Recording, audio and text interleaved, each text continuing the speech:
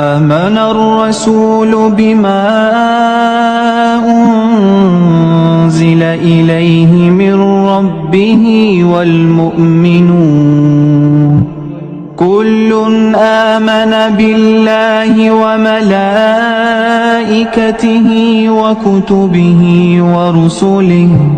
لا نفرق بين أحد من رسله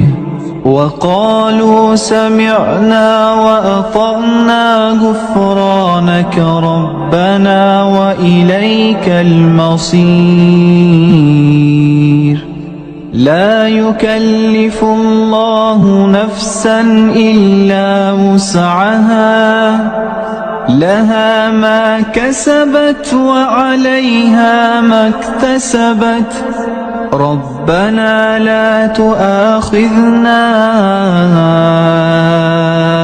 إن نسينا أو أخطأنا ربنا لا تؤاخذنا إن نسينا أو أخطأنا ربنا ولا تحمل علينا إصرا كما حملته على الذين من قبلنا ربنا ولا تحملنا ما لا طاقة لنا به واعف عنا واغفر لنا وارحمنا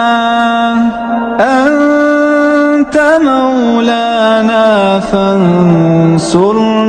على القوم الكافرين.